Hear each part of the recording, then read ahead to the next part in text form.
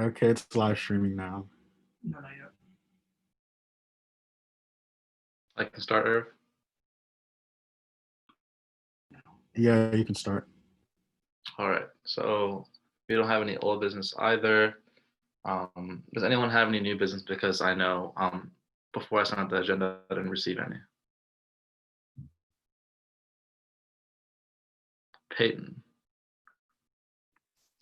Hi, everyone. So I just wanted to make everyone aware. Can everyone hear me okay, first of all? Perfect. My microphone was acting up this morning, so I just want to make sure.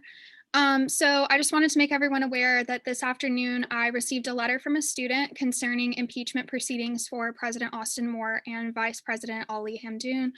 The student's name is not going to be shared, but they have requested that the letter be read aloud during this meeting. So I'm going to read the letter, and then after reading it, I'm going to review Senate Bill 9706, which presents the guidelines for impeachment proceedings. Okay. So, to whom it may concern, on behalf of a concerned student body of the University of North Carolina at Greensboro, this letter is submitted in good faith for the betterment of our university and community. This letter will call for the impeachment of President Austin L.W. Moore and Vice President Ali Hamdoun on the basis of corruption and illegitimacy to the Constitution and standard operating procedures of the Student Government Association of the University of North Carolina at Greensboro. The illegitimacy and corruption charges will be in two separate letters to allow for each charge to be presented fairly and timely. Enumerated within this letter are direct quotes and events that prove the illegitimacy of their positions due to advantages given to them, which goes against the oath of office that President Moore and Vice President Hamdoun swore to uphold. In the interest of this letter being viewed fairly, it was decided this letter is to go out once most of the Senate has been filled. In the spring election of 2020, there has been a major discrepancy that has been ignored and forgotten about. In order to fully understand these charges, we must first begin by examining the rules set forth by the 97th Sessions Election Committee and the rules in the Constitution and standard operating procedures of the Student Government Association of the University of North Carolina at Greensboro.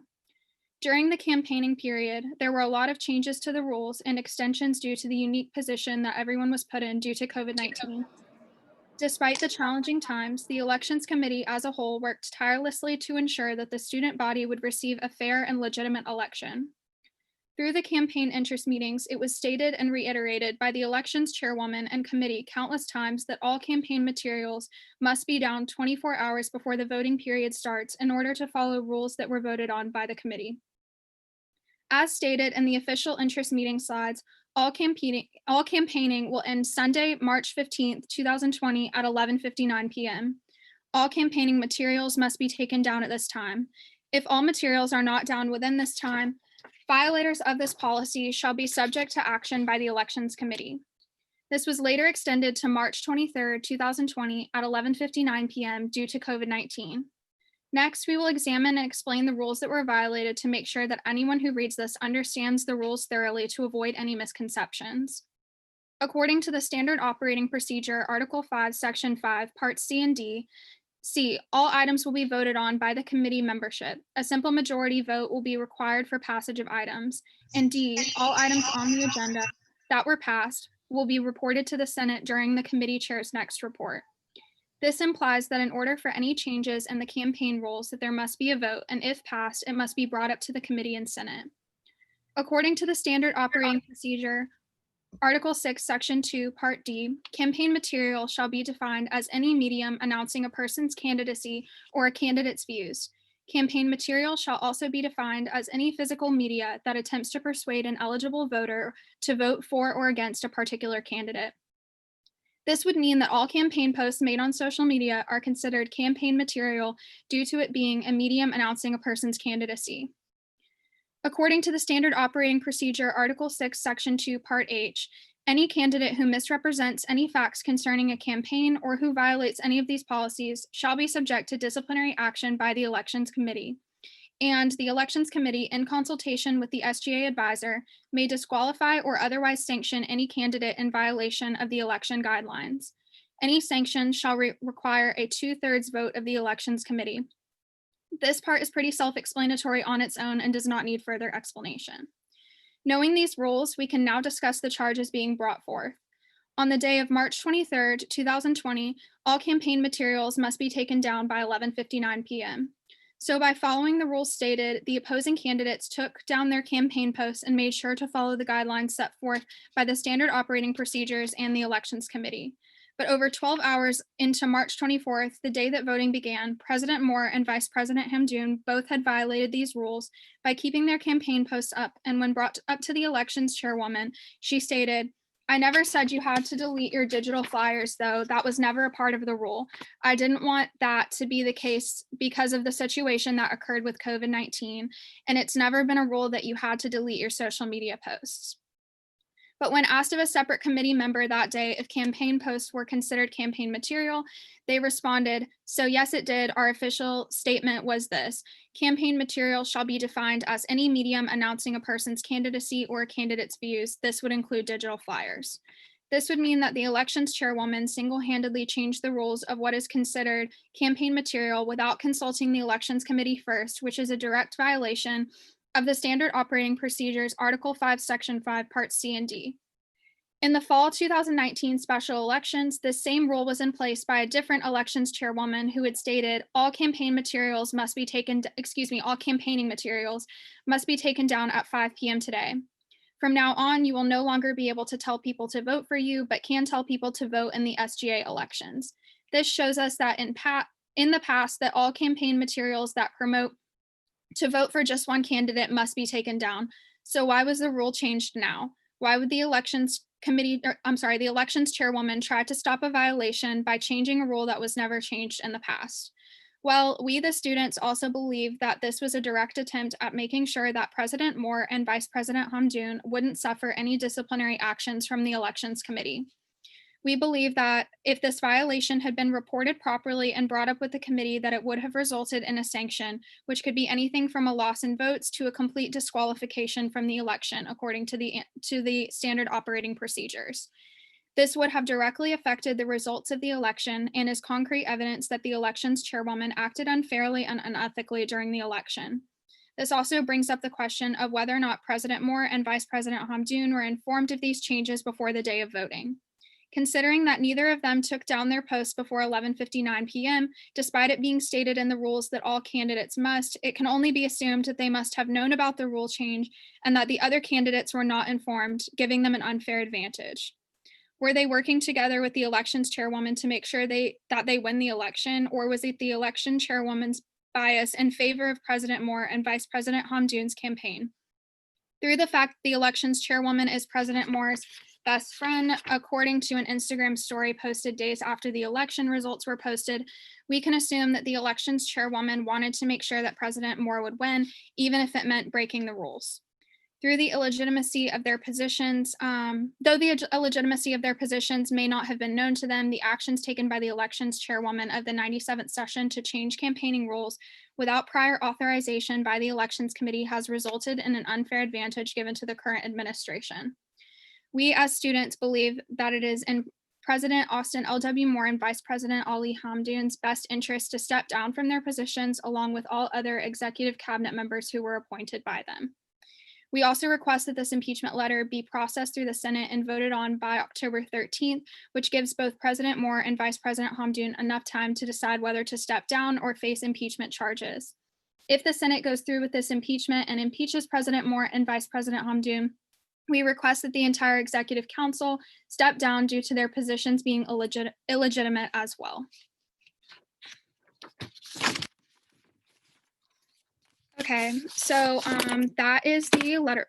That is the letter that I received. So now I'm going to go into Senate Bill 9706, which is titled A Bill for Implementation of New Impeachment Guidelines and was passed in the 97th session. As the title suggests, it reviews the guidelines for impeachment proceedings. So according to SB 9706, impeachment shall be defined as a formal accusation of wrongdoing, not removal from a position. Formal charges and impeachment can be brought against any SGA member. Charges shall be defined as the punishment given to an individual after a formal wrongdoing. After 3 charges have passed the Senate for one individual, the student may be subject to removal from the position. Any UNC Greensboro student may request impeachment proceedings. All cases for impeachment shall begin with a formal complaint written and signed by any student. Letters must be signed in a way that ensures follow-up communication. Forms of signatures can include the following methods: name and student email.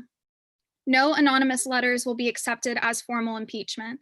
If a letter is considered unconstitutional, it shall become a student concern and routed to the chairperson of Student Concerns Committee. The Student Concerns Chair must give a report about the concern and then forward it to the corresponding committee chairs. All actions related to the letter of impeachment must be started within 24 hours of the letter being received. All matters of impeachment shall be presented to the Attorney General. If a letter is received electronically, the Attorney General shall print out the letter. I have it printed here. Letters for impeachment should never be transferred through electronic means. Times of any action conducted related to the accusation shall be recorded and presented to voting members prior to the vote. To ensure the letter of impeachment is a valid complaint, the Attorney General shall hold meetings with the accuser and accused separately.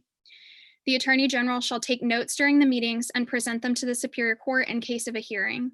The Attorney General shall make a list of disputed and undisputed facts to the case to be presented to the Senate prior to the vote. If a letter of impeachment is brought against a Finance or Elections Committee member, special considerations will be taken. So if anyone would like to read the full text of Senate Bill 9706, please email me. I'll provide you with a copy of the bill. I'll drop my email in the chat. So at the Senate meeting on October 13th, that's 1 week from today, the impeachment vote will be held, and it will require a 2/3 majority by the Senate to convene the Superior Court. So during the impeachment inquiry, the meeting will be closed to everyone except for voting members, the parliamentarian, the SGA advisor, and the Attorney General. And the facts gathered during meetings with both the complainant and the accused students will be provided to voting members. The accused will each have 10 minutes to provide a response to the charges, and if the Senate votes not to proceed, the process shall stop immediately. If the Senate votes to proceed, the process will go to the Superior Court. Thanks, Peyton. Saheem, I believe you were next. No, I had nothing to say. I was answering her question when she was asking did her mic work correctly earlier. Irving? I know that it can't be sent out electronically, but is there a way that senators can also get a chance to read this for themselves since they're going to be one voting on it? Yes, so let me consult the guidelines really quick, but we are working on the details for that. Could someone yield their time to Austin? I yield my time. Thanks, Gia. I was curious, are we going to discuss it tonight at all, or are we saving that exclusively for next week? So to answer your question, Austin, it will be exclusively next week, and then Irving, the voting members will be given an opportunity to review the letter. Thank you. Gia? Never mind. Anything else you had, Peyton? All right. Is there No. any other new business?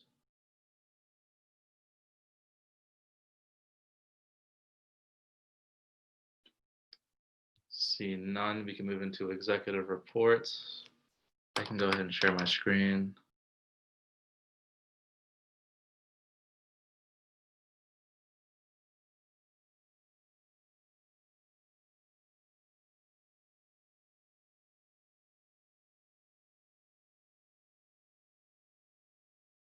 Ollie, I'm not sure if Chris wanted to mention the legislation or not. We talked about doing it in new business, so I was just curious. Yeah, I was waiting Oh. to see if he would speak up. My Oh, bad. I'm sorry. I didn't know we were in new business. Can you hear me? Yes, sir. Okay, let me pull up the legislation right quick.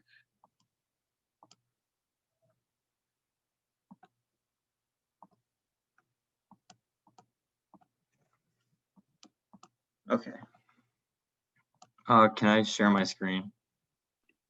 Austin, could you give him host capabilities? Oh, well, actually, am I even allowed to read this? I'm not a senator. Are we reading this?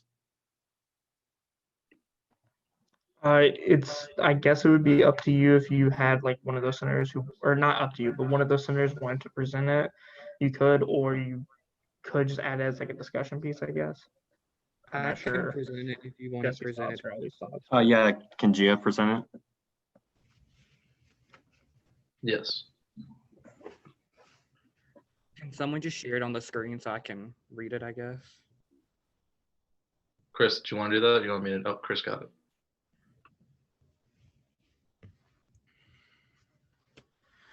All right, y'all. So I'm just going to read through this just so everyone can understand it, and then I will talk a little bit about it. So a resolution to be entitled Provide Academic Assistance and Relief Recommendations to Provost Coleman and the Faculty Senate on behalf of the student body of UNC Greensboro. The short title, Spartan Academic Relief Package.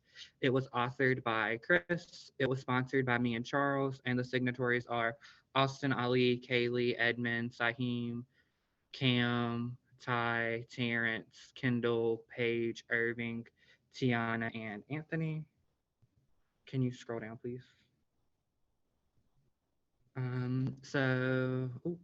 Section 1, the Student Senate of UNC Greensboro Student Government Association adapts the following resolutions.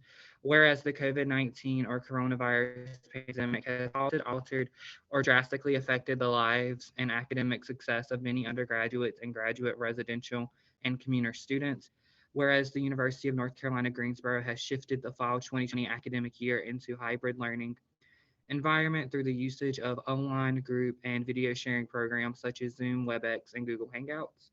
Whereas a lack of resources and such stable interconnection, food and housing insecurity, and assistances and incidences where students and or members of their family has been affected with COVID and or came in contact with infected individuals should not have to be picked between their academic success and their livelihoods during these unprecedented times, whereas undergraduate and graduate students are facing issues surrounding the financial security of themselves and their families and the health and safety of their loved ones, and the civil unrest around current political and economic climate in the United States.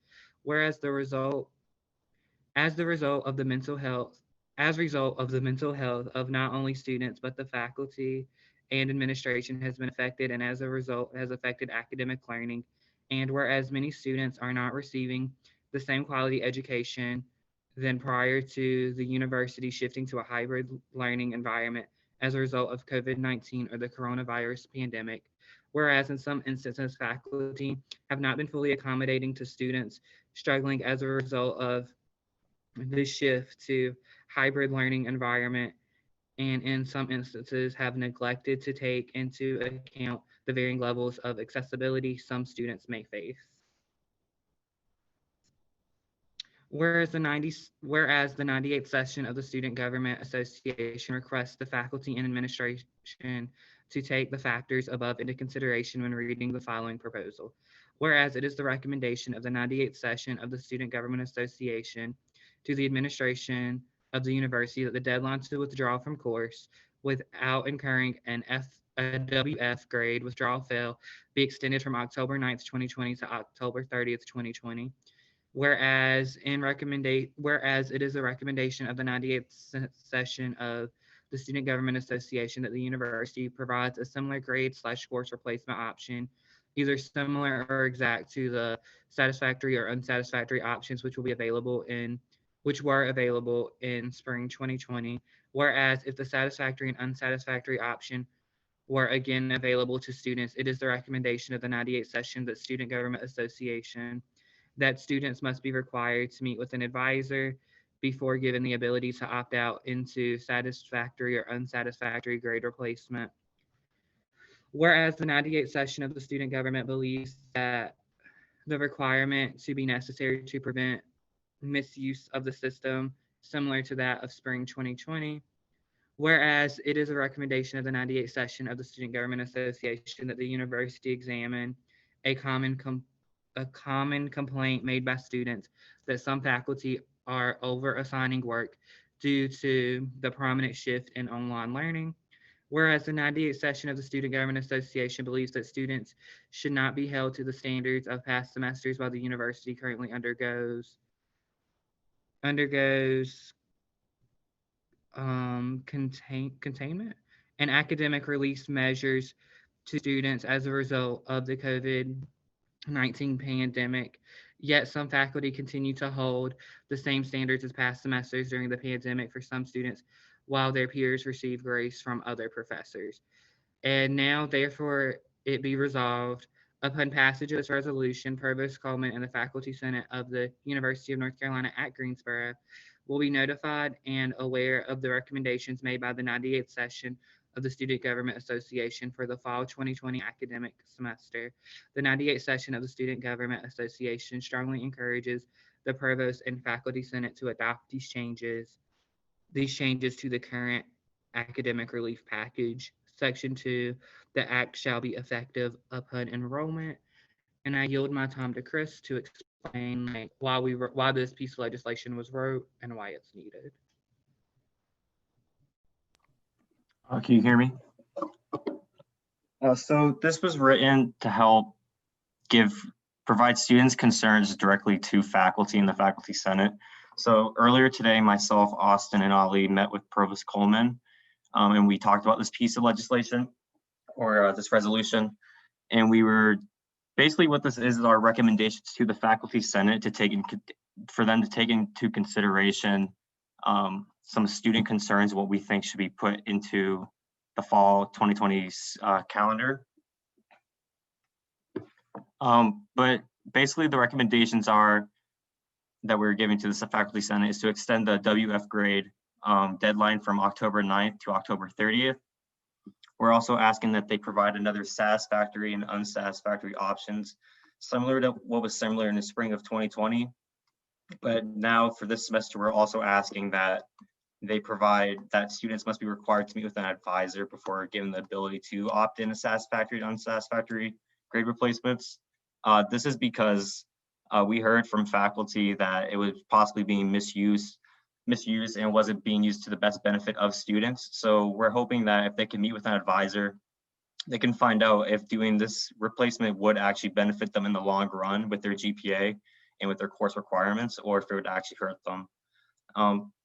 And we're also recommending that they take into account some valid student complaints about over-assigning of work, which has been done, or just student concerns in general that they haven't been hearing, I guess. And due to the prominent shift in learning. That's about all the recommendations that we have made.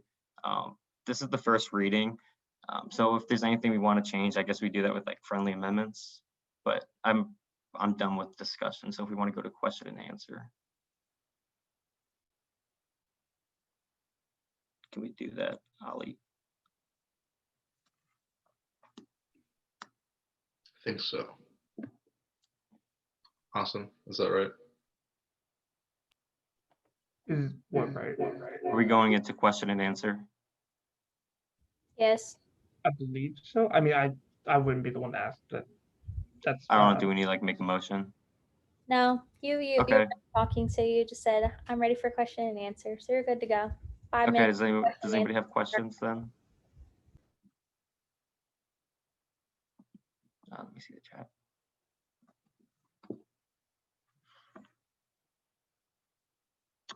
If there's no questions, I do have one, please. oh yeah, sorry, I didn't see. Yes. So are we to vote on this, or it has already been? So we're not going to vote on this tonight. For like legislation, we have to do 2 readings of it. So this is just the first reading. So this is just where everybody knows about this piece of legislation, what it says, and then next week, if it gets brought up again, then you'll vote on it.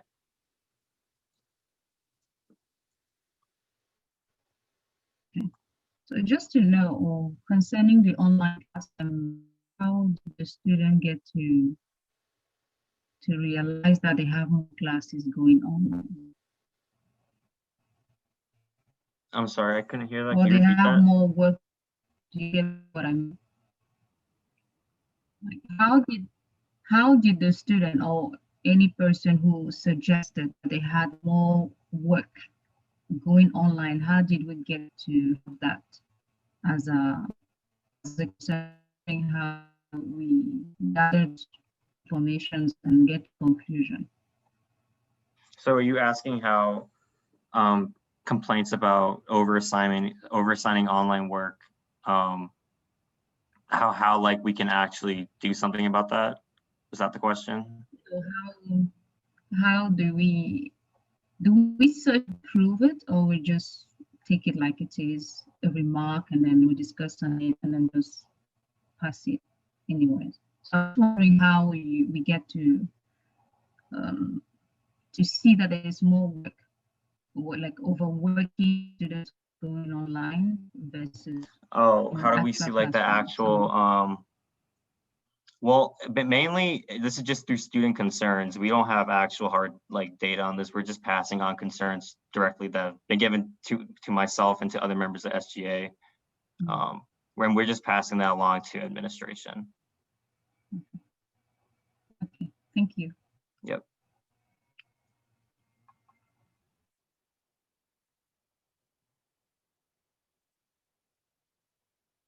Okay, well, if there's no more questions, I think we're good then.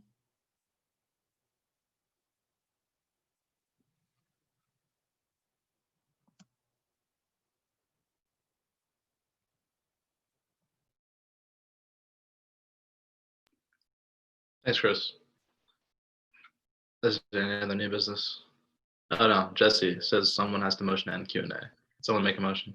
Can I make a motion to end Q&A and move the table, the resolution? Point of order. One motion at a time.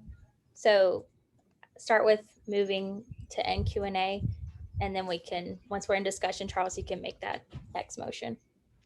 I apologize. I'd You're like to make a motion to end Q&A. I second. Charles, would you like to make another motion? Yes, I think Jesse said that we haven't been to discussion yet, so I'd like to make a motion to move into discussion.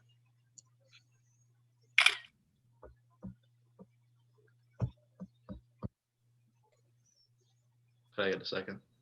Second. Thanks, Kendall.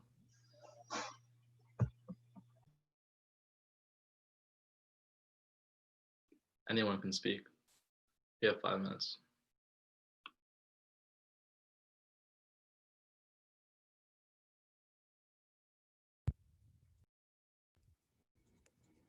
Like Ali said, we're in 5 minutes of discussion right now. If anyone would like to make a motion to table or to discuss, has a point to say about the piece, anything like that.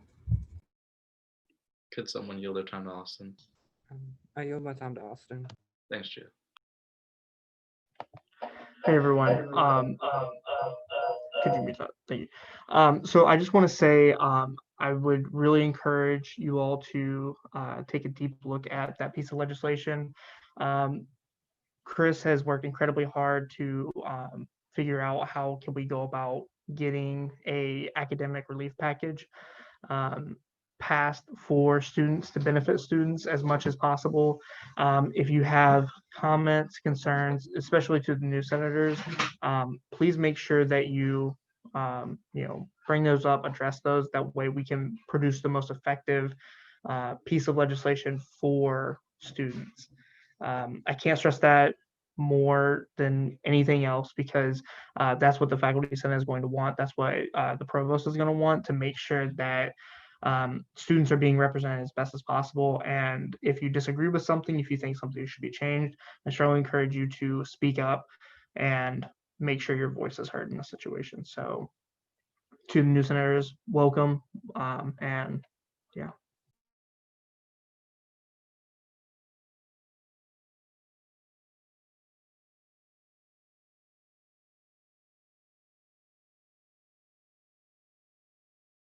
Could someone yield me their time? I yield my time to Ali. Thank you. Just to follow up on what Austin was saying, it's like really important that we all have input, no matter who it's from. So if you could ask your friends, your peers, just so we have evidence and proof that we can give to the like faculty senate and to the provost, so they know that these are legitimate concerns that our students are having, so we can better represent everyone. Thank you. Nicolette. One of my concerns is I get like, because I guess like faculty felt like satisfactory or unsatisfactory was quote unquote misused. Like, but we have different advisors. So my concern is like about advisors. So yes, we have to move our advisors to get an option to satisfactory or unsatisfactory. People have different advisors in different departments, and some advisors might not allow them, even if they have a quote unquote like C or D, to let them have like academic satisfactory or unsatisfactory. Like, how would that work if a student actually did poorly and could not get the satisfactory, unsatisfactory from their advisor? Could someone yield their time to Austin in response to Nicolette? I yield my time. Thanks, Kendall. Thanks. Definitely not trying to jump everything. What I wanted to say to Nicolette is that what we would be pushing for the advising is to have where you have to meet with your advisor. You may get an advising code, but you just have to meet with them. You can follow the rules, or you could go against them. Either way, it's your choice. Just like whenever you go to sign up for classes, you have to go to an advising meeting or get an email to you, however it works, depending on your major. But you have to go to an advising meeting, get a code, and then you can make that choice. And you can agree with your advisor there, or you can disagree with them and sign up for whatever you want. It would be the same thing. It's just requiring you to go to that meeting. That way, there is some opportunity for your advisor to have a say in helping make sure that you're on the right track. I hope that clears that up. I apologize. I know Jared is next, but could someone make a motion to extend time? That's from Irving. Motion to extend time. I Second. second. How many minutes? It can be up to 5. Charles, I heard you first, so 5 minutes. thank you. I get a second for that. I second. Thank you. Jared. So I would say that my main concern with this piece of legislation is that some of the language that's being used is quite subjective and can be subjective to the people that that are advising. So, for an example, if someone feels like that their instructor is over assigning work and they bring that up to their advisor can be one of the instructors that are actually over assigning work. So, or they may feel like that's not whatever work is being presented to the advisor by the student is not necessarily over assigning of work. They might feel like the student is being lazy, or they feel like they can have whatever type of feeling that they want about that, and that will prevent the student from having access to the pass or fail option or the academic recovery option. So, I wouldn't say that that's necessarily a question, but I was just concerned on how that would end up working. So I think that being more specific on what that's supposed to mean, I don't necessarily know. I'm just putting my thoughts out there. Thanks, Jared. Irving. I was going to suggest if we want to get that Point of feedback from order. students, could we put out another Irving, you don't I have guess, speaking right. poll, or not poll, but like Google form to Irving. get information from I students? yield my time to That's Irving. possible. I yield my time to Irving. Just as like an FYI for new senators, if you're on executive cabinet, you're not technically a senator, so you don't have speaking rights. So that you need to have your time yielded to you, just so that we can keep inconsistency. But Anthony yielded your time, so you now can talk. I just want to keep things consistent going forward. Thank you. Thanks, Jesse. Thanks, Anthony.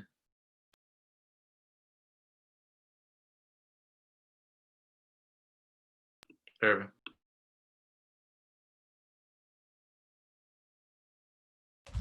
You can talk now. I think a lot of people were talking at the same time, so you can now speak clearly. Oh, I'm finished. Can you repeat yourself though, so I can? Please, no one heard you really. Nobody heard me? No, because everyone was talking over you. So Okay. I was saying, could we create a poll again, like we did last semester, for students to talk about their concerns, so we can have that evidence in written form from students? to give to Faculty Senate. I'm finished now, and I'm sorry.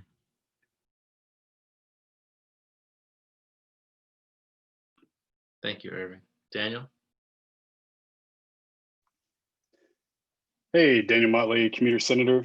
I was looking over the legislation, and on point 32, I feel like we could have an additional thing put there concerning a greater emphasis on university supported I'm sorry, I'm losing the word for it. Anyhow, resources. So the Academic Achievement Center provides a lot of things that are remotely. So people who are having issues with converting themselves to an online environment can reach out to them, have a Zoom meeting with one of the assistant directors there and get some tips. I spoke to one of the assistant directors and they said that there's been a sudden drop in requests for it. And it's because they either don't know about it or they don't think online coursework is that difficult. So their interest in succeeding is kind of going down. So maybe the university can have a greater emphasis on advertising the resources that are free to students. And maybe that'll address some of the concerns that are in the legislation. Thanks for that insight, Daniel. Anthony?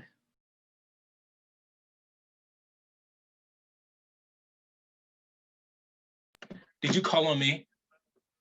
Yes, you put an excellent chat. I forgot what I had to say. I'm so sorry. I'm so sorry.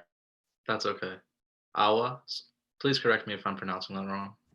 Yeah. So I was about to ask, is there a specific like criteria to determine whether it's unsatisfactory or not? And is there like a limit on how many classes the student can do? And I also was like, I think a suggestion, they can consult between students and teachers to ensure that there's other options before limiting like the satisfactory or unsatisfactory, maybe. Chris or Austin, would you have any knowledge on that? I'm sorry, can you repeat it? I was writing down notes of what people were saying. I was saying that is there a criteria to determine whether it's unsatisfactory and is there a limit between classes? And also, would you like want to implement that students should consult with their teachers before doing this, before meeting with their counselors, see if there's other options? For that last question, yeah, I think that's like an emphasis. I think that's what most people do regardless. Like, I think you should go to your professors first rather than just go straight to the advisor, because I think going to them first, to get more of an impact, they could do more for you. We can try to provide an emphasis on that as well. But the first part, is there a criteria for it? Off the top of my head, I can't remember. But when we were talking with the provost, we were talking about options that aren't necessarily called satisfactory and unsatisfactory. He was talking about his time at the University of Arkansas, and there they had pass D, and fail options. So at the moment, I don't know what the criteria would be. I can help you there, Chris. Yeah, Austin can help me there.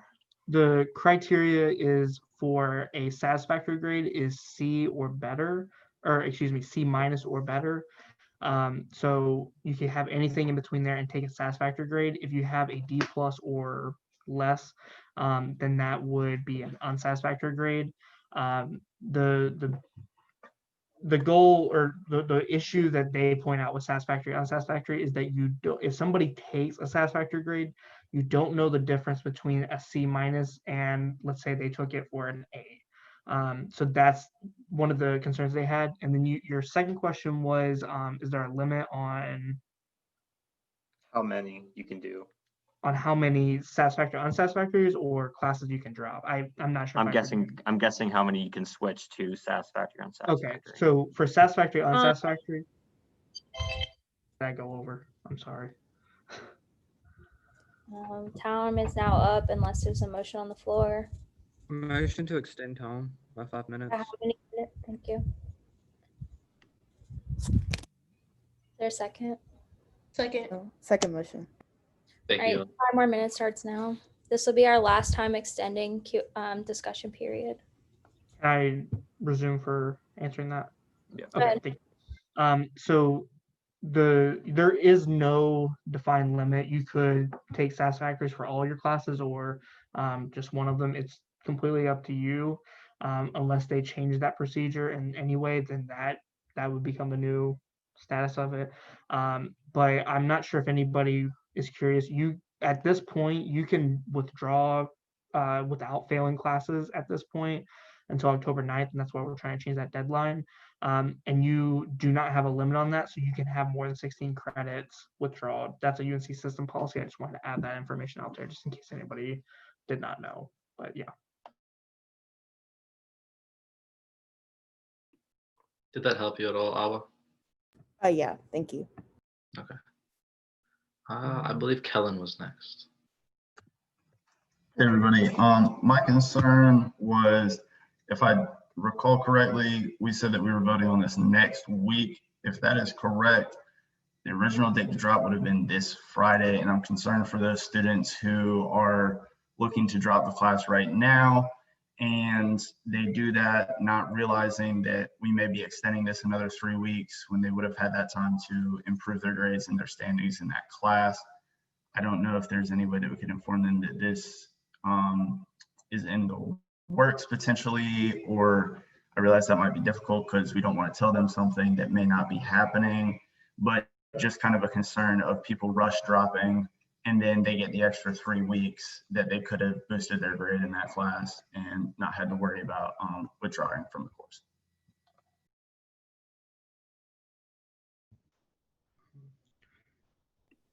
Would it be okay if I respond to that real quick? Could someone get lost in their time? I yield my time to Austin, but before you respond, Austin, can I make a motion regarding Tom since we only have 1 minute left?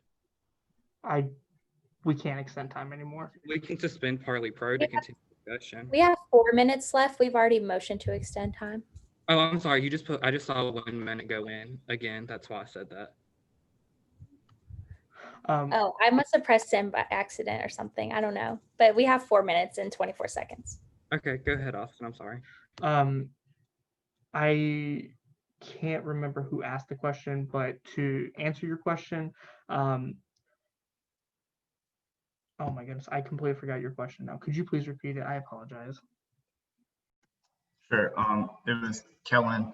My concern was that the original drop date is the 9th, and we'd be extending it another 3 weeks, but I do believe y'all had said that we were voting on this next week. If that was correct, my concern is that people would be rushing to drop the class this Friday when they wouldn't know that they could actually potentially have an extra 3 weeks to pull their grades back up in that class. A lot can happen in 3 weeks to improve your grades and potentially not have to withdraw. I apologize about that, Kellen. So what we're trying to do, we're talking to the provost, and I'll be reaching out, me and Chris will be reaching out to Faculty Senate about this as well. Our goal is to see if we can get that extended this week. We talked to the provost. He said that it can also be extended retroactively. So after the deadline, it could be extended, which that wouldn't help those students who did choose to opt in and withdraw from a class. But we may be able to work something out if it's happening within the next 2 weeks, so to say, to get those people back in their classes and back where they were, if they want that. I know it makes it really messy for everyone, but to give that opportunity back to students, I think that might be able to be worked out. But we are doing what we can right now to talk to Faculty Senate and the provost to make sure that we can try and get that extended before the deadline if possible. So hopefully that answers your question. Thanks. Chris, if you still want to speak, could someone yield their time to him?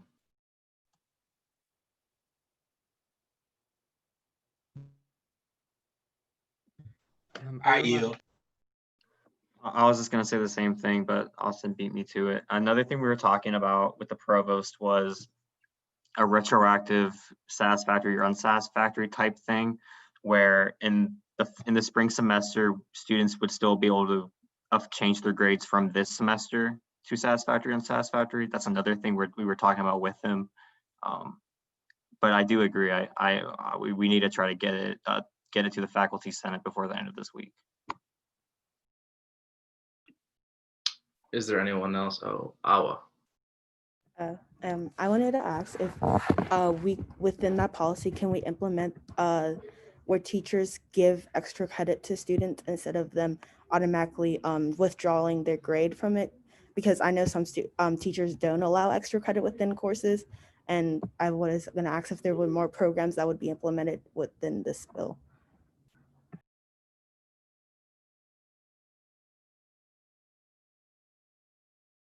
I yield my time to Austin. Thank you. So likely not. Extra credit is a really iffy thing. I'm not sure if you remember the whole entire campaign that we tried to do back in the spring with a 10-point curve to all grades. The problem is whenever we start to do that, accreditors see that as grade manipulation instead of helping students. So that's seen very negatively, and extra credit is as well. And it tends to be like, swept under the rug quietly about extra credit instead of like blatantly, like, you have to get work done to receive extra credit. So it looks like an assignment.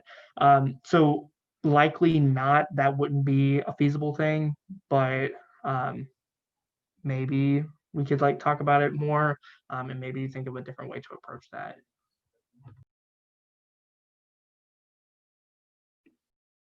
Gia. So I know something that came up a lot is like the role of the advisor. Could we maybe do like a friendly amendment to like specify the advisor, like they would just go to their advisor just to get the code, not to ask for permission for the code, if that makes sense? Like just specify like what we're saying with that recommendation. I think that would be helpful and take out some I can't say that word, but ambiguity. I tried. Ambiguity. That word. Thank you, Jesse.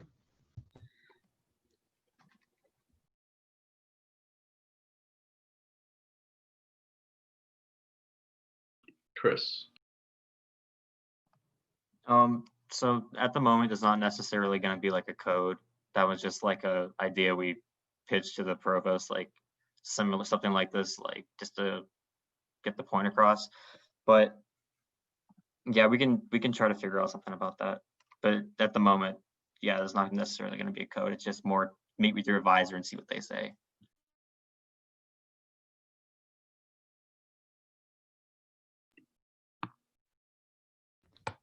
Time is ended for discussion.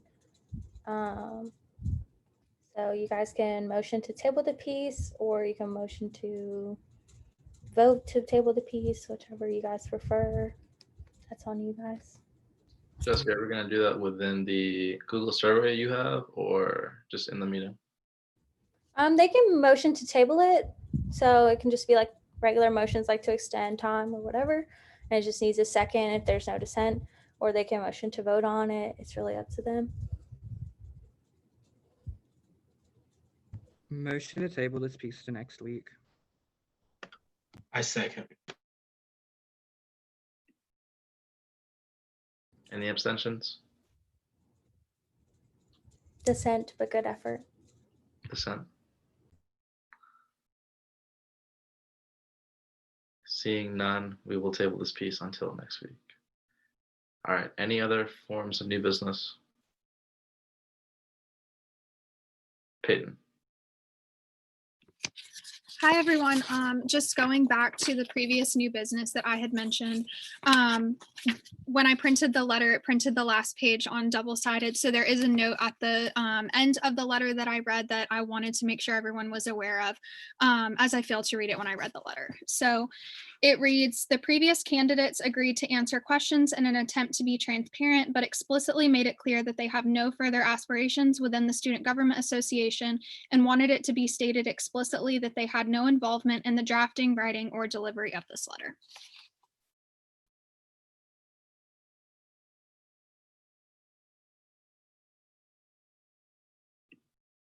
Thanks, Peyton. Anyone else?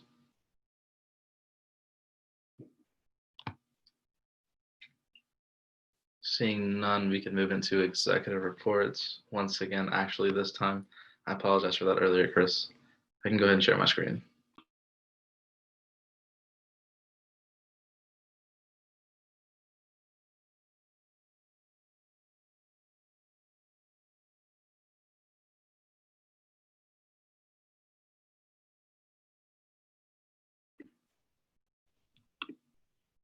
Austin, you can go ahead. Thank you, thank you. So as you can see, Ali, in the picture, that is from the Glenwood Urban Farm. We were trying different fruits and stuff like that, and there was some sour, what are they, figs? Yeah, there were some sour figs, and he tried it, and yeah, they were pretty sour. They were not good, but that's what me and Ali did on last Wednesday. I took pictures for University Communications. There will be a student body story coming out, I think tomorrow. I think I could be wrong on that. It could be at the end of the week. I'll have to check in with that. So I guess look out for that. I went home for the first time this semester, this weekend. It was very nice to get to hang out with my dad, my sister. I definitely don't get to spend enough time with them, so it was really good to see them. Then Monday we had the exec council meeting. That went well. I met with Irving yesterday, and we discussed some things related to his role as Secretary of Student Affairs. Met with Kaylee and Cam today, just to discuss various things for the semester and get ready for the chamber meeting.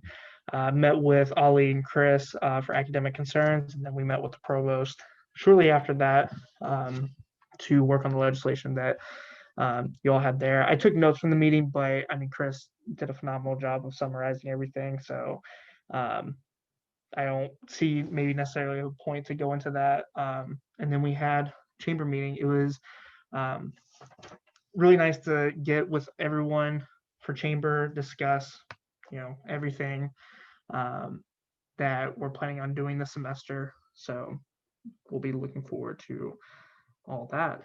But yeah, next to this, tomorrow me and Corinne will be meeting with Sean for the Sustainability Council and the Green Fund to discuss our work together for SGA and the Green Fund. Will also be, or excuse me, I got a little confused there. Me and Ali maybe will be going to the Urban Farm tomorrow. I haven't asked him, but I just kind of assumed that he would be free. Maybe he's not, but I'll definitely be, we're going to the Urban Farm tomorrow. That should be fun. Me and Tanasia are working on a voting video. We received information from OLC, but now we're still waiting for University Communications to see if they want to help us with that. If you're interested in being a part of that, being a speaker for that, what we'll probably do is send out something in the next couple of days, probably through GroupMe. So if you haven't joined the GroupMe, make sure you do. I think Ali sent the invitation earlier today. If you want to be a part of that, we definitely welcome you to. That way we can have our faces out there. That way students know who we are. I'll be meeting with Ali probably tomorrow afternoon to discuss various things at this point. And then Governing Documents Review Committee. For those who were here last week in that meeting, you should have received an email from me this evening, and then we'll discuss more about it tomorrow. For new senators, if you're interested in getting involved, I'll drop my email in the chat. Send me an email, and I can get you added to that. Fresh new perspectives on governing documents is always useful, always helpful to ask questions on why we do what we do, and I think that's very important. So yeah, I think that's all I have to say right now. I look forward to the rest of the meeting and everything for the next couple of weeks. So yeah, thanks everyone. Thanks. Oh, if I could say just one last thing, I don't know why I completely forgot. Welcome, new senators. I love to have you all here. Completely slipped my mind that you weren't here last week, and I thought I greeted you all, but welcome. I'm really excited to have you all here. I know that this session is really pushing for to make an impact. And I know with all of you, you're going to bring different interests and ideas along with you. So I'm really excited to have you on board. If you have any questions, concerns, reach out to me. You have my email. My phone number's on the past slide. If Ollie wants to go back and you can get it real quick, definitely don't hesitate. I'd love to hear from y'all. Other than that, I'll be quiet. back to this horrendous picture of me, but his email and phone number are right there.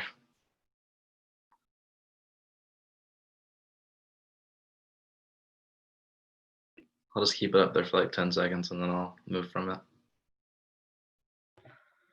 Yeah, I had to take a picture of Ollie being disgusted by what it was. If y'all would have tried it, you would have 100% been disgusted as well. It was, yeah, it was pretty bad. And then we like tried some like sour things in the front yard, and that was even worse. So if you're interested in going to the urban farm, another plug for them, I would really recommend it. It's a great experience. They always need help.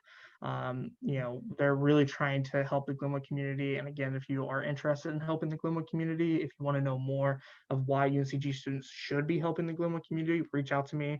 I'd love to tell you that story. But now I will be quiet. I promise, I swear.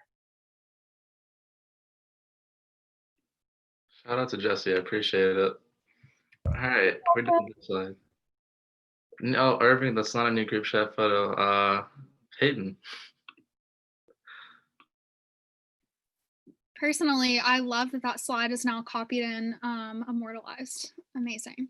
Hi, everyone. I hope everyone's having a good week so far. I know I normally have fun pictures, but all I've done is work the past week. So here's a reminder that if you're able to vote, if that's accessible to you, please do it.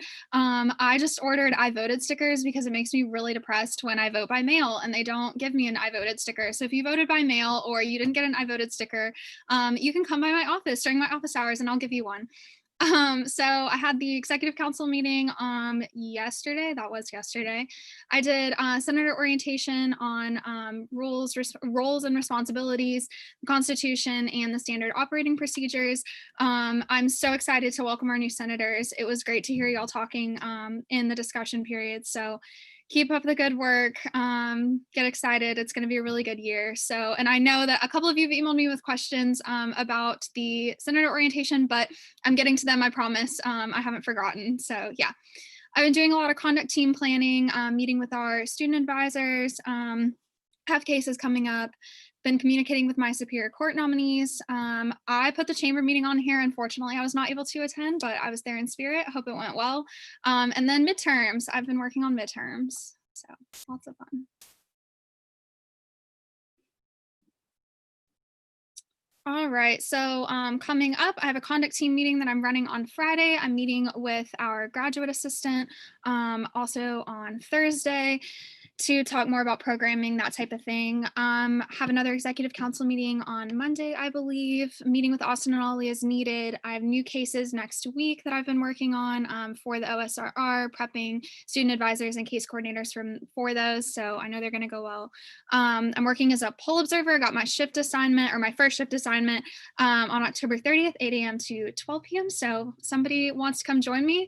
That would be awesome if you're interested in being a poll observer. I've talked about this for like 3 weeks straight, but they're really, really necessary. So if anybody's interested in that, the training is really quick, 30 minutes to an hour, and then you're all set up. So if you're interested, I'll send you the link. Working with the governing JOCS committee, like Austin said, please get involved in that. It's a really good opportunity to make SGA history and, you know, learn more about why we do what we do. So that's important. Midterms, like I said, coming up. And then I know I spoke on this last week, but if anybody has any ideas that they would like to share with me, we're trying to make, for conduct team, we're trying to make the student code of conduct, I cannot speak today, more accessible and more understandable for students that are signing it. So we all sign it when we come in, but you know, the language can be really dense and it can be really difficult to interpret and understand. So if anybody's got any ideas for virtual programming, groups of students to connect with about that you think might benefit from it, let me know. I'm all ears on that. So have a good week.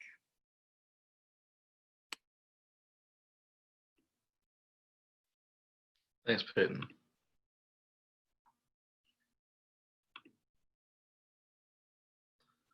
Before I start my slide, I would like to apologize to all the new senators before I welcome you, because we did not swear you in initially, which we should have done at the beginning of the meeting. I apologize for that. So Austin and I will swear you in next meeting, I believe now, at the beginning of new business. But to my slide, I have a picture of the farm as well. I was holding a cat. They had cats, dogs, chickens, goats, everything. Yeah, there was goats. There were some really cute goats, but I didn't take a picture of them. My office hours are right there. My email's right there. If any of you want to contact me, what I've been up to, meetings with Austin, that happens on a daily basis. SGA Executive Council meeting that occurred yesterday. Working on governing docs committee is with Austin and Peyton. Appointing Superior Court with Peyton. Been working on that. She has her nominees. I need to get some of mine settled. I had a one-on-one with Kaylee to discuss her role as historian and better make her feel comfortable in her position. I had a meeting with Chris and Austin today prior to the meeting with the provost to talk about academic relief packages, the chamber meeting with the Ledge and exec boards, and then obviously I volunteered at the community garden with Austin and probably will tomorrow. All right, this picture, Irving took this. That's, if you guys want a picture, reach out to him. He can get you guys right. That's a small little plug. Planning another roundtable, planning SGA outreach initiatives, legislative board meetings. Trying to get the senator one-on-one scheduled since now we finally have all the senators in this meeting, scheduling speakers for future meetings, the SGA chambers meetings that will be occurring once or twice a month, I presume, SGA executive council meetings that happen on a weekly basis, and then working on COVID stuff and meeting with Austin and Peyton. And to our new senators, which are not sworn in yet, I do apologize once again, but I'm definitely happy to see that some of you spoke up today. It was great to see that. I can't wait to see what you guys do this session. Moving into Senator Forum, any senator can speak for up to 2 minutes pertaining on anything to SGA.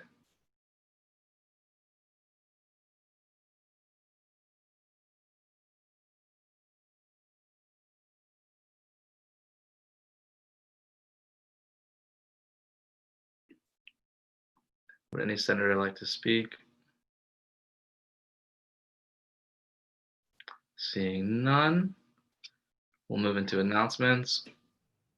Any SGA member can speak for up to 2 minutes about anything inside or outside of SGA. Irving. Now that we have all the senators, I'm going to send a doodle poll in the group chat this week to schedule SGA headshot settings. Sessions, not settings. I'm probably going to do 2 different sessions on 2 different days, but I'll send that doodle poll this week. Thank you. Thank you, Irving. I believe Anthony was next. Yep. Hey, everybody. I just want to say welcome to all the new senators. And also, I was just on a call with Governor Cooper and others. He says, hey to you all and go Spartans. Thank you, Anthony. Page. Hi, everyone. So I finally got a date for the Spartan Roundtable, the dining edition. So it will be October 15th at 7 p.m. And I'll make sure that we get the flyer changed to have the date and the time. And I'll also drop a poll in the SGA group chat just to let people know when it is. And then also, if you have anything that you would like to tell the dining staff, we'll make sure that that'll be addressed and everything. So just look out for that. Thank you.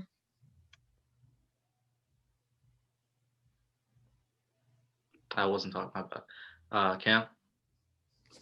Hey everyone, I just wanted to say congratulations to all the new senators. We're super excited to have you. And we can't wait to see what you're going to do this year and next year as well for this session. And we're just so glad that you're here. Also, I'm Cameron Taylor. If you don't know, most people call me Cam, and I am the chief of staff for this session. So just let me know, just trying to extend the hand if you need anything or if you have any questions about anything. I know quite a lot of stuff. I've been in SGA. This is my 4th year. So please let me know if you need anything. I'll be happy to ask or answer any questions you have. Thank you. Thanks, Cam. Gia? Hey everyone, if you have any publicity ideas, let me know. I want to try to get us more active on Instagram. Like I want us to post like 2 or 3 times a week just so like people can see us and know that we're out here doing things. So if you have anything that you wanted posted or ways that you would like to see us engage with students, please let me know. And also welcome to all the new senators. I'm glad to have you. Thanks, Gia. I know Charles had an idea that we mentioned in the chambers meeting. I don't want to get to him just yet since we have a couple people in order. So Charles, if you wouldn't mind speaking about the Motivation Monday post that you were thinking about after Jesse, that'd be great. Ty? Hey y'all, I would like to say first, welcome to all the new senators. Secondly, Austin had brought up the idea of having a community service challenge or whatever. So challenge each and every one of you to obtain community service hours on behalf of SGA. And yeah, let me know if y'all have any questions. More details will be sent out. Thanks, Ty. Peyton? Oh, Austin in response. 1 second. Sorry, Peyton. Sorry, Peyton. I really do apologize. I told you I would talk no more, and here I am. What I wanted to say in response to Tynasia is that next week I'll be giving a state of the campus address, I guess before everything that will happen next week. And in that, I will be making like the official, like the time challenge. So look forward to that, because we really should be participating around campus in, serving, UNCG, but also the area around us, because we are making a massive impact in Greensboro. So that's all I want to say. Thanks, Hynasia, for bringing it up. Gia, did you have something to say? I was just asking, do we have a goal? Like, did we have a number we were trying to reach? Or I was just wondering, like, since you challenged us, are you challenging us to a certain number of hours? Like, what's your goal? I'm kind of interested. Okay, so I don't know yet. Austin, did you have a number in mind? I do have a number. Me and Cam talked about it a little bit ago. I can say it now, or I can save it for next week. It's up to y'all. Should I just say it now, or should we keep the anticipation going? I love a little mystery. Since Irving wants to know, we'll have to keep it till next week. So unfortunately, y'all will find out next week.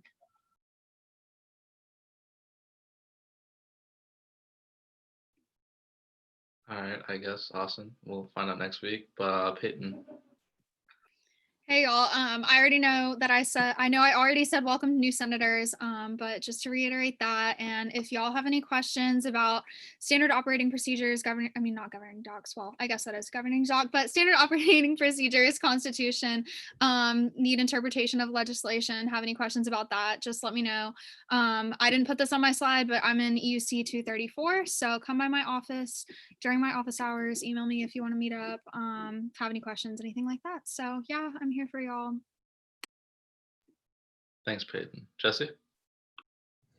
Hi, I'm Jessie Johnson. I'm the parliamentarian. I just kind of wanted to preface that if you have any questions about Parley Pro or like how to properly like speak and talk in these meetings, like make the meetings run more efficiently, I'll be sending out a voice recording over a PowerPoint about Parley Pro, so don't worry about that. Also, if you ever like correct you or like say like, hey, can you do it this way? Please know that I'm coming from it with a good intent, and I just want to make our meetings as efficient as possible. And this week's quote is, "Today I will not stress over things I cannot control." So go into that mantra for the rest of this week. Have a good one. Thanks, Jesse. Charles? Okay, so in response to you mentioning the Motivation Mondays, I'll go ahead and bring that up. First, welcome to all the new senators. I'm excited to see you all. So I have an idea that I will read to you all briefly. For Motivation Mondays, I will be partnering with Gia to begin working towards this being uploaded on our Instagram page. Due to the stresses of COVID-19, student morale is almost non-existent. The aim of Motivation Mondays is to put the spotlight on one SGA member and one student weekly to give one inspirational quote and 2 reasons why you refuse to give up. It is important for students to feel that they are not combating the struggles of COVID-19 alone, and that we are all fighting together. So to use a member of SGA as an example, because Jesse just gave a great inspirational quote. We could use her quote there and 2 reasons she feels that she will not give up despite the difficult times that we face right now. And we would partner her with a student on the Instagram page. And I feel it would be a great way to increase our interaction with students. I feel that a lot of students would want to participate in the Motivation Mondays, and I can see it getting a lot of positive feedback. So again, I will start working with Gia on that Thursday to hopefully have this ready to go in the upcoming weeks. Thank you, Charles. I appreciate it. Merv, please correct me if I'm pronouncing your name wrong.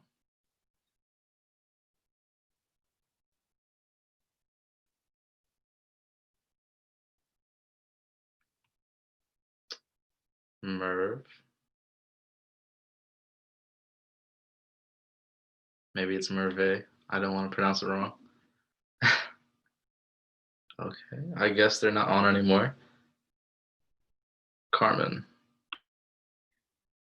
Hi, okay. I just want to say congratulations to the senators and shout out to Peyton, Charles, and Edmund for doing workshops with me this week. And you all, just want to let the new senators know that you all get your committee preferences next week during our meeting. And if the legislative committee can meet with their new members, that would be great as well. Thank you.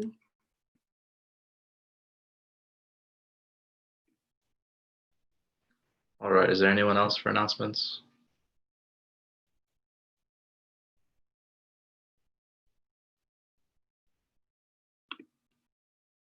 Seeing none. Ollie, I think Merve is maybe trying to speak. I keep on getting like a notification that like there's a private message, but I can't see it for some reason. I directly messaged them. Okay. I just wanted to, give every chance possible, but my apologies. No, I apologize as well. I just didn't know if they were still on. I know they are still on. I checked that, but I didn't know if they still wanted to speak.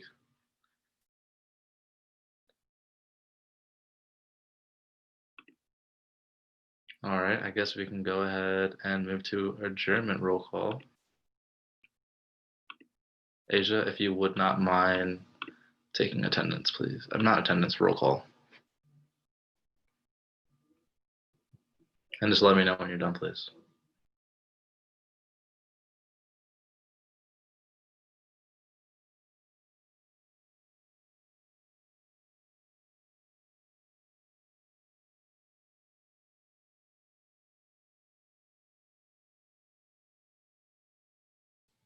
All done. Thanks, Asia. Once again, thank you to you senators who joined today. We'll definitely swear you in next week and make sure that you're all ready for the upcoming session. Thank you so much to everyone who attended tonight and have a great night. Bye, everyone.